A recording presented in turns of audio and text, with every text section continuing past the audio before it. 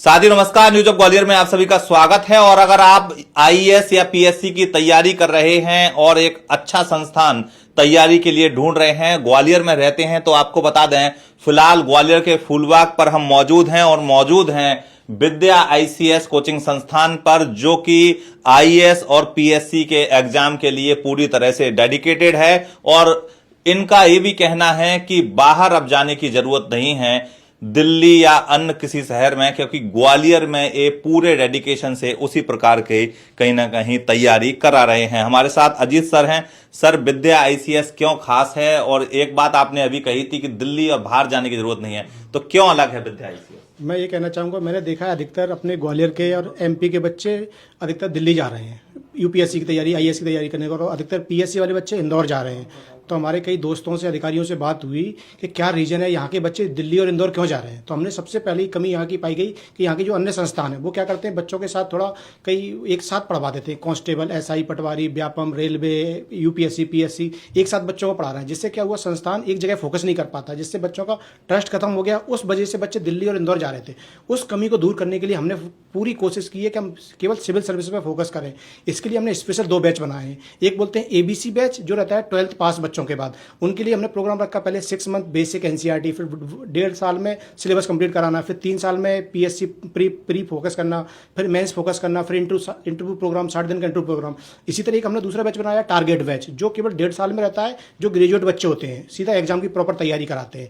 जैसे कि ये मैं एक एग्जाम्पल से समझाता हूँ। जैसे अभी हम प्रीलिम्स आने वाला है, तो हमने प्रीलिम्स फोकस एक बैच बनाया है। उसमें हम क्या करेंगे, टेस्ट सीरीज दे रहे हैं फ्री में, एक मेंटर से प्रोग्राम दे रहे हैं, पूरा 10 यूनिट है एमपीपीएससी की, वो पूरी कवर करा रहे हैं, कंटेंट दे रहे हैं, एमसीक्यू दे रहे हैं प्रत्येक यूनिट की। इस तरह तैयारी करो। और हम उसके लिए टॉप 50 बैच बना रहे हैं, 50 बच्चों का बैच बना रहे हैं। और उसमें हमारी इतनी लगभग गारंटी है, इस तरह आश्वासन दे रहे हैं हम आपको, अगर 50 बच्चों में से हम 35 बच्चों का प्रीलिम्स निकलवा देंगे, फिर उसके बाद जो बच्चे मेंस में आएंगे हम उसको निकलवा देंगे।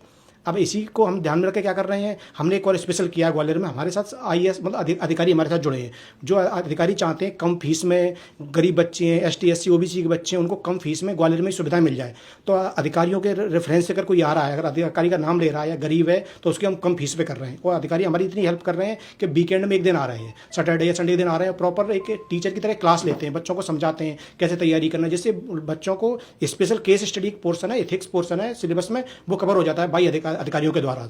इसके अलावा कभी एमपी में डिमांड देखी गई है, एमपीएसआई का सिलेबस बदल गया है और उसका सिलेबस पूरा यूपीएससी और एमपीपीएससी जैसा कर दिया है, तो बच्चे अन्य संस्थाओं में भटक रहे हैं, उसकी वो क्वालिटी नहीं मिल रही जो सिविल सर्विस में मिलती है। तो हम कोशिश कर रहे हैं, अगर जरूरत पड़ेगी तो एमपीएसआई का एक बैच बनाने का प्लान कर रहे हैं, जो स्पेशल एमपी के लिए रहेगा। इसमें केवल एमपी सिलेबस बदल दिया है, यूपीएससी जैसा सिलेबस कर दिया है। तो वो मतलब सीधा सीधा है कि अगर कोई 12th पास बच्चा है वो भी आपके पास आ सकता है 3 साल का टारगेट लेके, लेकिन जिसने ग्रेजुएशन कर ली है वो भी आ सकता है 1.5 साल का टारगेट लेकर।